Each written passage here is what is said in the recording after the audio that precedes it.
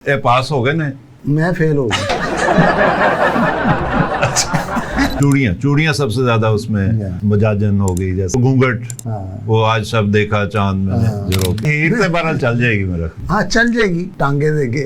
Parody उसी चीज की जाती है जो नुमाया होती है, जो मशहूर जो होती है, अच्छी होती है। एक मजाक था आपके साथ, प्रैंक किया हमने।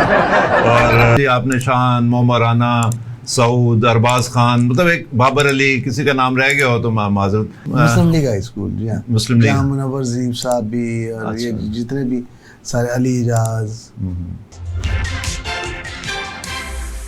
नाजरीन, सूफी टॉक में खुश आमदेद। आज हमारे साथ हैं हमारे मुल्क के मायानाज राइटर डायरेक्टर सैयद नूर साहब। सैयद नूर साहब जिन्होंने 300 फिल्में लिखी और डायरेक्ट की।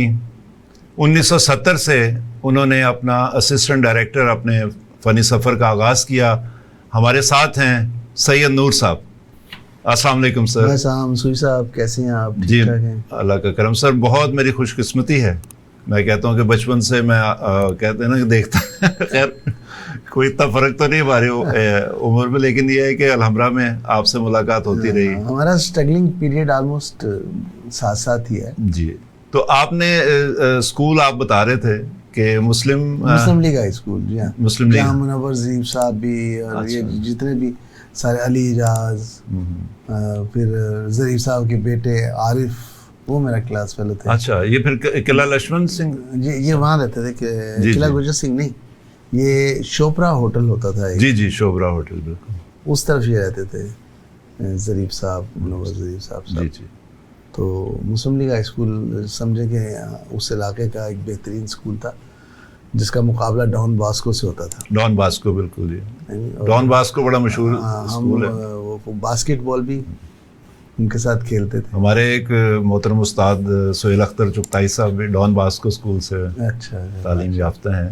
और सर कॉलेज आपका दयाल सिंह कॉलेज। अच्छा, दयाल सिंह कॉलेज, माशाल्लाह, जहाँ लाइब्रेरी बड़ी मशहूर है। जहाँ खत्म हो गया सारा, लाइब्रेरी भी खत्म हो गया। तो आपको वो लाइब्रेरी से ही शौक? नहीं, मैं सर चूंकि रहते मिकलोर रोड पे था, मैं रॉयल पार्क में इरफान खोसट रहते थे। शाह अबुल माली जिनकी हम औलाद हैं, माशाल्लाह, दरबार है वहाँ पे पीछे बैक साइड में, मिकलोर रोड की बैक साइड में हम वहाँ रहते थे। तो बचपन से सिनेमा देखने का बहुत शौक था। अच्छा। और मेरा ख्याल है कि ये वाद शौक है मेरा, जिससे मैंने भाग के स्कूल से, कॉलेज से भाग के हमने फिल्में देखते थे। और इतनी दूर जाके देखी मैं। देखिए 5 आने की टिकट होती थी वहाँ पार्क फोर्सेस में, छावनी में। जी, टैक्स नहीं होता था, बिल्कुल। यहाँ 12 आने की थी, वहाँ 5 आने की थी। और फासला देखें, वो 10 किलोमीटर रोड से पैदल जाते थे। पैदल जोश में चले गए, पैदल पौना घंटा लगता था। और ट्रैफिक उस जमाने में कम होती थी, लेकिन जब वापस आना होता था वो बड़ी मौत पड़ती थी वापस आते। तो कौन सा शो आप देखते थे, रात वाला या दोपहर वाला? नहीं, दोपहर वाले। 3 बजे चले गए। तो गर्मियों में कैसे फिर शाम तक वापस आ गए? हाँ जी। तो वो 7 आने बचाने के लिए? नहीं, होते नहीं थे, बचाना क्या है। क्या बात। अच्छा, ये देखे फिर आपने शुरू असिस्टेंट डायरेक्टर के तौर पे किया? 70 में मैंने ज्वाइन की थी फिल्म इंडस्ट्री, बड़ी यंग एज में। हाँ जी यार, 23-24 साल का था उस वक्त। जावेद फाजिल जो थे वो मेरे उस्ताद मोहतरम को, सुलेमान साहब को असिस्ट कर रहे थे। सुलेमान साहब का वाहद असिस्टेंट मैं हूँ। एस सुलेमान जी, एक ही शागिर्द है उनका जिनसे वो बहुत प्यार करते थे।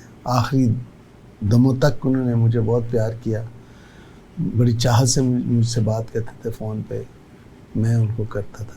अच्छा, एस सुलेमान साहब भी खुश शक्ल और जी हाँ, आपकी तरह माशाल्लाह। और उनके बड़े 2 भाई फिल्म एक्टर थे, पाकिस्तान के पहले सुपरस्टार्स थे वो, जिनमें संतोष भाई और दर्पण साहब जी और लाला सुधीर, ये 3 लोग थे जो पहले सुपरस्टार। और उन्होंने भी एक्टिंग की जगह डायरेक्शन को तरजीह दी, हालांकि वो भी खूबसूरत, उनको भी ऑफर्स थी बहुत। और आपको भी होंगी जी। आप, मुझे याद है कि वो जब आपको मैं बचपन में देखता था, या लड़कपन में कह लें, तो माशाल्लाह आप किसी भी हीरो जो हमारे उस वक्त हीरो थे, बल्कि उन सब से यंग भी थे और खुश शक्ल भी, और आपका एक स्माइलिंग फेस होता था, मुझे याद है। तो मुझे किसी ने कहा कि जी ये राइटर हैं। तो मैंने कहा यार राइटर तो होते हैं जरा थोड़े से ना एजेड बिखरे से। हाँ, और वो हमने देखे भी हुए थे फिल्म में। मेरे वालिद साहब खुद भी उन्होंने शुरू किया था लिखना मुनव्वर ज़रीफ साहब के लिए कहने पे। अफजाल साहब ने भी आपके साथ काम किया बहुत हमारी बड़ी दोस्ती रही है, बहुत काम किया। उन्होंने आखिरी फिल्म मैंने उनसे करवाई, पैरालाइज थे वो, ना बोल सकते थे ना चल सकते थे ना कुछ। उसमें मैंने मेन विलन उस बंदे को व्हील चेयर पे बिठा के करा without dialogue. Last film Shri का। अफजाल साहब जो ना उनका पहला ड्रामा था आज आँखों वारिस शाह, उसमें वारिस शाह बने हुए थे। फिर वो उसके बाद फिल्मों में चले गए और उसके बाद फिर उन्होंने पलट के नहीं देखा। लेकिन उनको थिएटर से मोहब्बत जो थी लेकिन ना तमासील की सूरत में वो सामने आई। और आप भी मुझे याद है कि थिएटर देखने जरूर आते थे। नहीं, मेरी इरफान साहब से दोस्ती थी। अच्छा, इरफान खोसर साहब से। इरफान खोसर साहब बचपन से दोस्ती, बहुत कमाल डायरेक्टर थे। जी हाँ, तो मैं उनकी दोस्ती में मैं आता जाता था। इरफान साहब के बेटे भी काम कर रहे हैं, सरमद खोसर। जी हाँ, लेकिन वो ज्यादातर कमर्शियल में नहीं आए। वो कमर्शियल, वो पैरेलल सिनेमा की तरफ है। He is very talented.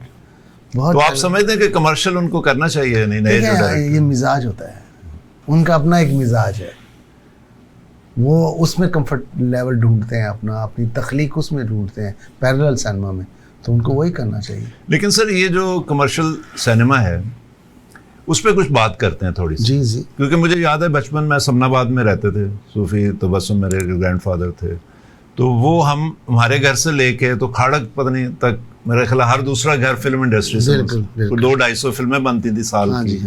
उसमें कुछ म्यारी भी होती थी, कुछ गैर म्यारी भी, लेकिन फिल्में बहुत बन रही थी। शबाब किरानवी, वो शबाब चौक मशहूर था, वो उधर रहते थे। साकी साहब, तारिक अजीज साहब हमारे सर, इखलाक मतलब नेम एनी बॉडी, रंगीला स्ट्रीट थी वहाँ पे। फिर अल मुमताज सिनेमा, लिरिक्स सिनेमा भरा हुआ था, पैक्ड। और टेक्नीशियंस और म्यूजिशियंस, अतरे साहब, स्टूडियोज के करीब पड़ता था ना वो इलाका जो था। अच्छा, तो इतने टैलेंटेड ये मैडम शमीमा रवा रहती थी। जी।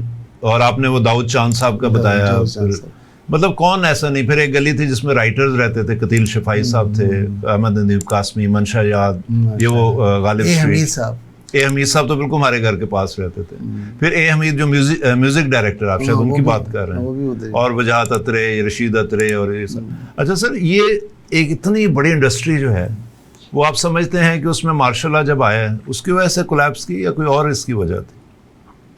नहीं, मार्शल लॉ में फिल्में बनती थी तब भी चलती रही हैं, बहुत में बनती नहीं। ये एक्चुअली हम टेक्निकली चले नहीं साथ। जैसे जैसे सिनेमा में नई टेक्निक आती गई, हम लोग उनको हासिल नहीं कर पाए एजुकेशन। तो इसमें आप समझते हैं कि हुकूमत का भी कोई पॉलिसीज का भी दखल है? सबका है, हुकूमत का भी दखल है। फिर कोई ऐसा इदारा गवर्नमेंट को छोड़ के पर्सनली हम फिल्म इंडस्ट्री वालों ने नहीं बनाया। नहीं, नेफ्टैग तो बना ना जी, नेफ्टैग बना था ना, लेकिन उसने काम नहीं किया कोई ना। नेफ्टैग बना और उसे सिर्फ अंग्रेजी फिल्में प्रमोट करके, इंपोर्ट करके यहाँ प्रमोट की और पैसा कमाया और बस। अच्छा। उन्होंने फिल्म इंडस्ट्री को कुछ नहीं किया, बल्कि फिल्म इंडस्ट्री के ऊपर पाबंदियाँ लगा दी। यानी रॉ मटेरियल जो था वो उन्होंने कहा जी हमसे आप परमिशन लें, आगे लें। अच्छा, नहीं सर देखें, ये जो हुकूमत हमारी है वो डॉलर्स की हमेशा इनको ज़रूरत रहती है। बैरून मुल्क जाते हैं 200 मिलियन, 300 मिलियन, कभी 1 मिलियन के लिए पता नहीं क्या क्या शराइत मानते आए हैं मैं। जबकि फिल्म इंडस्ट्री जो है पूरी दुनिया में, आप इंडिया की देख लें, कोरियन, ये ब्रिटिश, अमेरिकन, ये ट्रिलियंस ऑफ डॉलर की इंडस्ट्री है। यूरोप की देख लें, अभी ऑस्ट्रेलिया, कनाडा बहुत आगे हैं फिल्म मेकिंग में। अब यहाँ ईरानी, अच्छा ये जो हमारे पास तो फ्री इकोनॉमी है, इस वक्त हम कहीं भी अपनी फिल्म रिलीज़ कर सकते हैं। तो आप समझते हैं कि फिल्म इंडस्ट्री जो है अलोन वो बिलियंस ऑफ डॉलर जो हैं, फिर नेटफ्लिक्स आ गया, उस पर भी बात आपसे थोड़ा राय लेते हैं। तो इस पे बिलियंस ऑफ डॉलर हम अर्न कर सकते हैं अगर गवर्नमेंट जो है वो बाकी इदारों को जो एक्सपोर्ट कर रहे हैं, जो डॉलर कमा रहे हैं, उनको बहुत सारी मराद दे रही है। तो फिल्म इंडस्ट्री पे उनकी तवज्जो क्यों नहीं है? क्या उनके इल्म में नहीं है कि दुनिया में ये एक कमोडिटी है जो बहुत सारा फॉरेन एक्सचेंज ला सकती है? देखिए, तवज्जो बिल्कुल नहीं है, और तवज्जो दिलाई भी, उनके आगे जाके अपने मुतालबात भी रखे, उनको सजेशंस भी दी, क्या अच्छा हो सकता है वो भी उनसे कहा। लेकिन अनफॉर्चुनेटली उनको अपने इतने मसाइल हैं, हमारा मुल्क मसाइल में फंसा रहा है। तो जब तक वो दूसरे मसाइल हल करते हैं हमारी बारी ही नहीं आती फिल्म इंडस्ट्री की।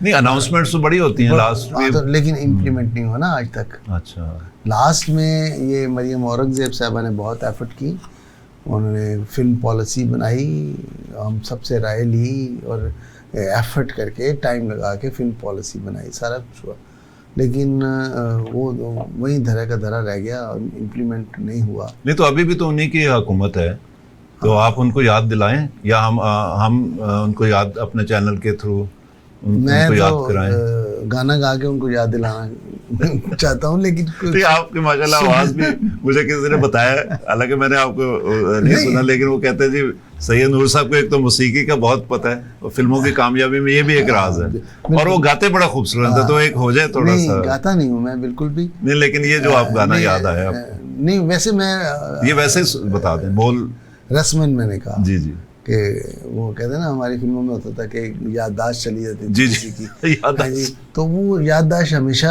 गाना गाने से ही आती थी वापस। आती थी, हाँ, वो बचपन का एक फैमिली सॉन्ग होता था, वो रिपीट सॉन्ग होता था उससे। जी जी। तो मैं उस हवाले से कहा कि उनको गाना गा के याद दिलाते हैं। हाँ, अच्छा, आपकी जो फिल्में हैं उसमें मैं देखता हूँ बहुत सारे जो शोज होते हैं, जैसे आफ्ताब इकबाल साहब का है, बस बेहाल, फिल्मों से बड़ा वो लेते हैं सीन्स, मजाजन हो गई जैसे, निकी जी हाँ, और निकी जी हाँ मेरी नहीं थी, चूड़ियाँ थी, चूड़ियाँ सबसे ज्यादा उसमें, कमांडो, फिर बेशुमार यानी फिल्में आपकी, जिसको फिर वो घूंघट, वो आज सब देखा चांद मैंने जो रोके, तो ये जो आपकी मूवीज हैं उसके बहुत सारे बनाते हैं, तो आपको अच्छा लगता है या वो आपको कभी होता है कि ये क्या कर रहे हैं? लेकिन जब कोई आप पे तबसरा करता है या कोई आपसे इंस्पायर होकर कोई काम करता है तो आपके लिए बड़ा प्राउड मोमेंट होता है वो, यानी वो पैरोडी करते हैं। कोई बात नहीं, पैरोडी उसी चीज़ की जाती है जो नुमायाँ होती है, जो मशहूर, जो अच्छी होती है। तो उनकी मेहरबानी है कि उन्होंने हमें याद रखा, मेरी फिल्मों को याद रखा। तो सर आपसे बातें चलती रहेंगी, एक छोटा सा ब्रेक लेंगे हम, नाजरीन हमारे साथ रहिएगा। आपने तो बहुत सारी फिल्में की जी, ठीक है जी, आपने शान, मोमराना, सऊद, अरबाज खान, मतलब एक बाबर अली, किसी का नाम रह गया हो तो माजरत, तो ये सब इनको कहीं को इंट्रोड्यूस करवाया, कहीं को आपने नुमायाँ किरदार दिए। मैंने जो चीज़ आपके लिए तैयार की है ना, वो आपने कभी ज़िंदगी में नहीं देखी होगी, कि जो दो किरदार हैं हीर रांझा, तो देखें ज़रा, नेक्स्ट फिल्म के लिए आप कंसिडर करें। तो आ जाओ भाई। अस्सलाम वालेकुम।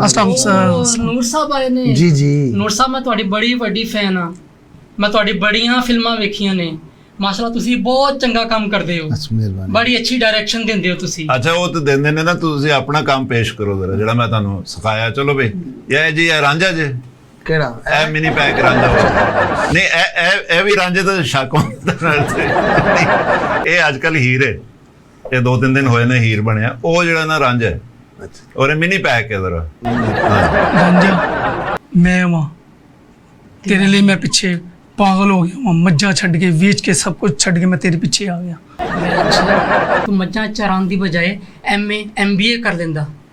और मैनू कुछ नहीं नजर आंदा तेरे बगैर, मैं MBA की मैं कुछ भी नहीं नजर आंदा, मैनू सिर्फ हीर तेरा ਜਿਹੜਾ ਚਿਹਰਾ ਨਾ ਬਸ ਇਹੀ ਬਸ ਯਾਦਾਂ ਵਿੱਚ ਰਹਿੰਦਾ ਤੇਰਾ। ਇਹ ਚਿਹਰਾ ਜਿਹੜਾ ਚਿੱਟੀ ਦਾੜੀ ਆ, ਹਾਂਜੀ ਇਹ ਵੀ ਨਹੀਂ ਠੋਡੀ ਵਾਲਾ। ਮੈਂ ਤੇਰੇ ਨਾਲ ਪਿਆਰ ਨਹੀਂ ਕਰਦੀ।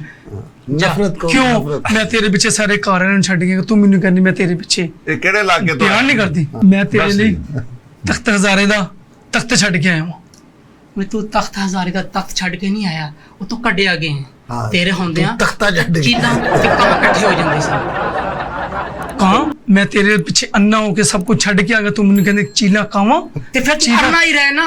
ਮੈਂ ਆਪਣੀ ਅੱਖਾਂ ਨਹੀਂ ਗਵਾਉਣਾ ਚਾਹੁੰਦੀ। ਮੈਨੂੰ ਤੇਰੇ ਵਗੈਰ ਹੀਰ ਨਹੀਂ ਚਾਹੀਦੀ। ਮੈਨੂੰ ਤੇ ਇਨਸ਼ਾਅੱਲਾ ਤਾਲਾ ਮੈਂ ਤੇ ਤੇਰੇ ਨਾਲ ਪਿਆਰ 'ਚ ਅੰਨਾ ਹੋ ਗਿਆ ਹਾਂ। ਮੈਂ ਤੇਰੇ ਨਾਲ ਪਿਆਰ ਨਹੀਂ ਕਰਦੀ। ਡਾਕਟਰ ਸਾਹਿਬ ਨੂੰ ਅੱਖਾਂ ਵਿਖਾ ਲਓ, ਬੈਠੇ ਨੇ। ਅੱਛਾ ਸਰ, ਤੁਸੀਂ ਇਹ ਦੱਸੋ, ਇਹ ਪਾਸ ਹੋ ਗਏ ਨੇ? ਮੈਂ ਫੇਲ ਹੋ ਗਿਆ।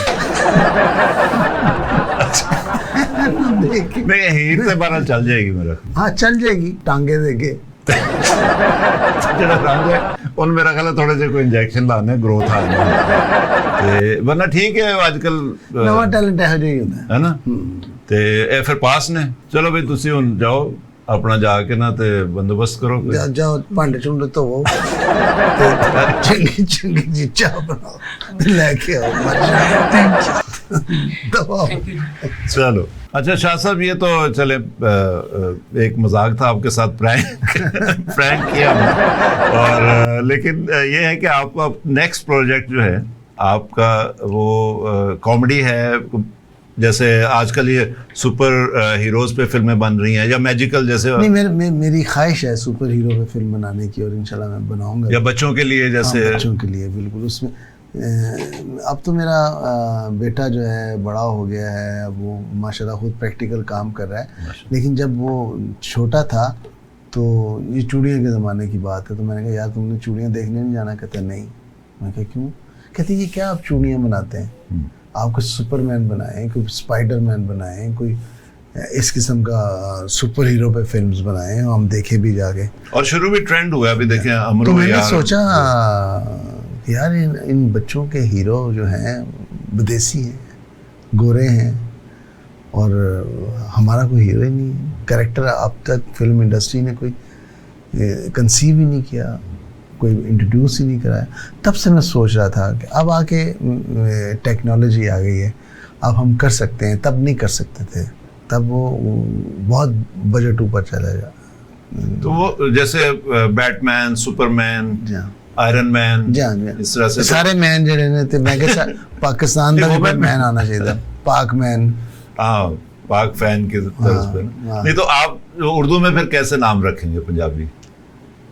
उसका ज़रूरी नहीं है कि हीरो के नाम पे रखा जाए, जो स्क्रिप्ट है उसको मद्देनज़र रखते हुए आप रख सकते हैं। अभी एक आई ना, फिलहाल मैंने उसका जो नाम रखा है नूर रखा है। नूर सच्चाई, रोशनी। आज का बच्चा वो नूर है जिसको आप देखें और उससे अक्ल सीखें, उससे सच्चाई सीखें, उससे वो बातें सीखें जो आप अंग्रेज़ी फिल्मों से नहीं सीख सकते, स्पाइडरमैन से नहीं सीख सकते, लेकिन वो बहादुरी का सिंबल होगा। अच्छा सर, ये आप अपने जो आपका तजुर्बा है, जो नए आने वाले हैं, क्योंकि मैं देखता हूँ कि अभी नए, क्योंकि इंडस्ट्री उस तरह से मौजूद ही नहीं है, जो काम हो रहा है थोड़ा बहुत वो ये जो चैनल्स हैं वो कोई फिल्म बना लेते हैं, फलां टीवी वाले कुछ इस तरह से, तो वो इंडस्ट्री को तो कंट्रीब्यूट नहीं कर रहे, वो कभी साल के बाद कोई एक आध फिल्म। नहीं, इंडस्ट्री का हिस्सा तो है ना, हिस्सा तो है, लेकिन उस तरह से वो इंडस्ट्री का जैसे टेक्नीशियंस होते हैं, वो सारे टेक्नीशियन यूज़ कर रहे हैं टीवी के। नहीं, अब तो देखें टीवी के टेक्नीशियन हो या फिल्म के टेक्नीशियंस हो, ये आपस में शफल हो रहे मिले हुए हैं। हाँ। तो आपका क्या, आप उनको एक मैसेज देना चाहते हैं जो न्यू अगर आना चाहते हैं, कोई राइटर, डायरेक्टर, आपको खुद भी आप कह रहे थे कि मुझे भी एक असिस्टेंट की ज़रूरत है, तो बड़ी उसके लिए खुशकिस्मती होगी जो आपके साथ काम करेगा। नहीं, मैं अक्सर पढ़ता भी हूँ, देखता भी हूँ, सुनता भी हूँ कि लोग कहते हैं जी हम कहाँ जाएं, किसको अप्रोच करें, कैसे सीखें, कैसे इस फिल्म इंडस्ट्री का हिस्सा बने।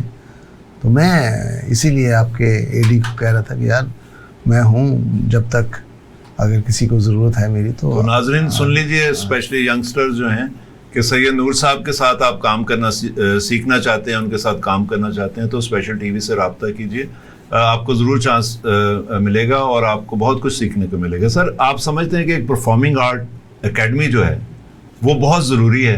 कराची में एक नापा है, उसने बहुत अच्छा काम किया है। सर, आपको नापा का तो पता है, लेकिन यहाँ नापा से पहले हमने स्टार्ट किया था परफॉर्मिंग आर्ट्स के हवाले से। अच्छा, एकेडमी जो है आज भी मौजूद है, जहाँ मैंने ग्रेजुएट होने वाले बच्चों को मैंने प्रैक्टिकल कराया, और जैसे प्रोफेशनली जो चीज़ें दरकार होती हैं वहाँ वो सिर्फ उन्होंने किताबें पढ़ी हैं या सुना है, जो वो उनको फिल्म पढ़ा रहा है जिसने कभी फिल्म बनाई नहीं है, जो फिल्म के बारे में जानता नहीं है। अच्छा सर, ये नेटफ्लिक्स पे भी बहुत आजकल उसका चर्चा है, और इस तरह के और जो पोर्टल्स हैं जिनके ऊपर इंडियन भी, आप बड़े बड़े संजय लीला बंसाली जैसे, उसमें हीरा मंडी का तस्करा चल रहा है, हमारे भी इस टॉपिक पे बाज़ार हुस्न बनी थी फिल्म में, और जो है वो परवेज़ कलीम साहब ने लिखी थी उसमें। तो ये जो नेटफ्लिक्स है, आप समझते हैं कि इससे फ़ायदा होगा कि फिल्म इंडस्ट्री को, जो प्रॉपर थिएटर हॉल्स में जाके हम फिल्म देखते हैं, या इससे हमारी ऑडियंस कम होगी? देखिए, एक जो होम एंटरटेनमेंट है उसमें बड़ा अच्छा किरदार अदा कर रहा है नेटफ्लिक्स। कम से कम उसमें ये है कि नए बच्चे मेकिंग सीख सकते हैं, उनके अंदर जो टेक्निकल बातें हैं वो अडॉप्ट कर सकते हैं देख के, वरना यहाँ तो कोई ना कोई सिनेमा में वो ऐसी फिल्म आ रही है, नई फिल्म जो टेक्निकली हमारा तो आपको ये याद होगा सूफी साहब कि हम लोग जाते थे, बेनहर देखते थे, 10 कमांडमेंट्स तो खैर लगी नहीं लेकिन शोर बहुत था उसका, गन्स ऑफ नेवरॉन, मतलब इस किस्म की फिल्में हम सिनेमा में जाकर देखते थे और सीखते थे।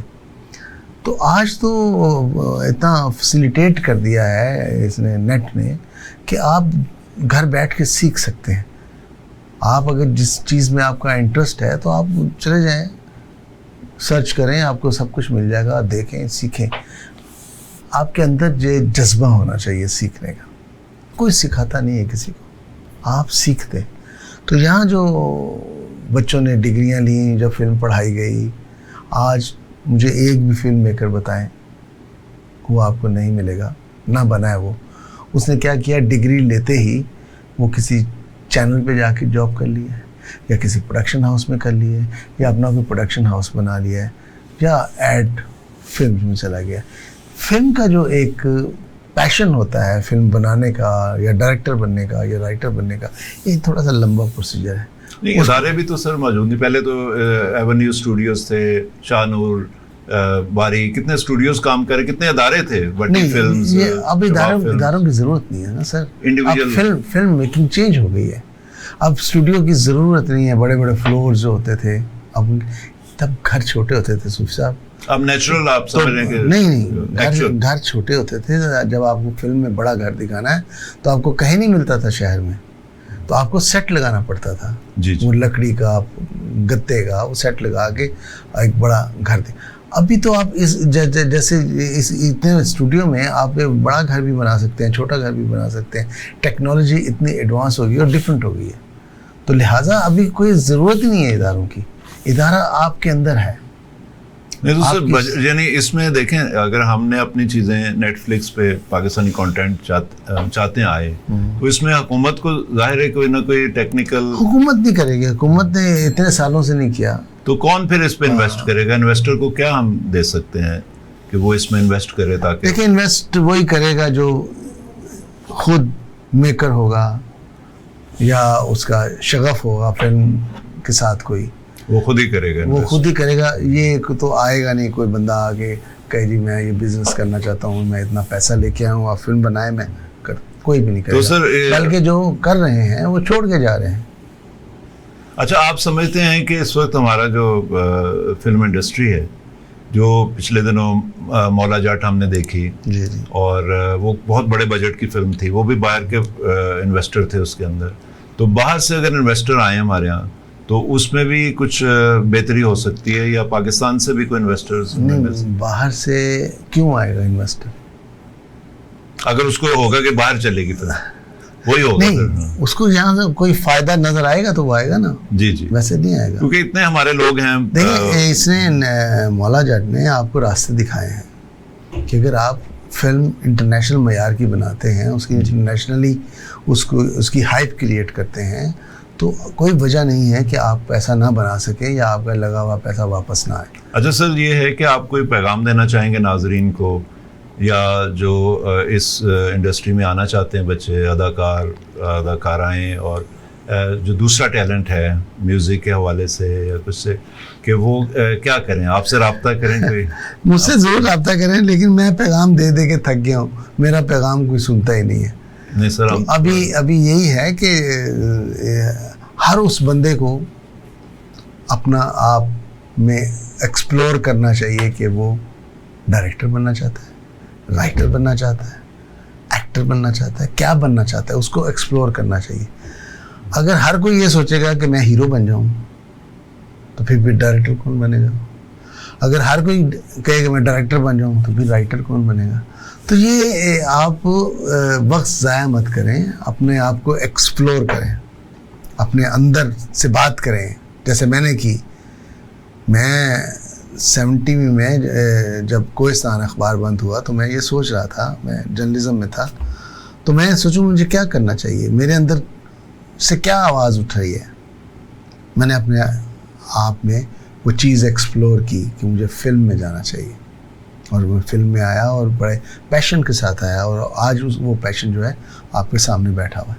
तो लिहाजा डोंट वेस्ट योर टाइम, आपने अपनी अंदर की जो तवज्जो है वो उस काम पे मरकूज़ करें जिसमें आपका इंटरेस्ट है, और जब इंटरेस्ट आपका प्रोफेशन बनता है तो आपको कामयाबी मिलती है। सर बहुत आपने दरिया को कूज़े में बंद किया, और हमारी जो नई नस्ल है उसके लिए आपने बेहतरीन एक पैगाम दिया, और स्पेशल टीवी की तरफ से मैं बहुत मशकूर हूँ आपका कि आप तशरीफ़ लाए, और मेरी एक दिली ख्वाहिश आपने पूरी कर दी, और हमारे सूफी टॉक को भी एक इज़्ज़त बख्शी। नहीं सूफी साहब, मेरे लिए बड़े ऑनर की बात है, रियली।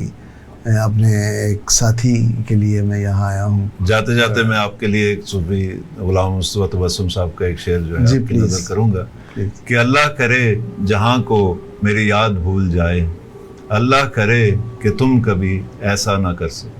वाह वाह वाह। तो इस शेर के साथ आपका बहुत बहुत शुक्रिया, और हम पूरे जो फिल्म बीन है, पाकिस्तानी भी और पाकिस्तान से बाहर भी, वो आपकी जो फिल्में हैं उनको कभी भुला नहीं सकेंगे और हमेशा याद रखेंगे, और उम्मीद करते हैं कि आप आइंदा भी हमारे लिए इस तरह की। मैं आता रहूँगा, जब जब आप बुलाएंगे आता रहूँगा, और फिल्में भी आएँ आपकी ताकि हम वो भी देखें। फिल्में यहाँ अगर आप चला सके तो मैं उठा के ले आऊँगा। जी जी नहीं, हम चाहते हैं कि नहीं भी आए पुरानी तो हम देखते रहते हैं इंशाल्लाह। तो इंशाल्लाह बहुत शुक्रिया सर, इस उम्मीद पर कि आपको इन बातों में से कोई रहनुमाई मिली होगी। अगर आप इसके अलावा कुछ जानना चाहें, कोई सवालात हों आपके पास सैयद नूर साहब के लिए या और इस सिनेमा और इससे मुंसलिक लोगों के लिए, तो वो ज़रूर हमारे कमेंट सेक्शन में आप लिखिएगा, हम उनके जवाबात आपके लिए लेके आएंगे अगले प्रोग्रामों में। आपसे इजाज़त चाहते हैं, अल्लाह हाफ़िज़।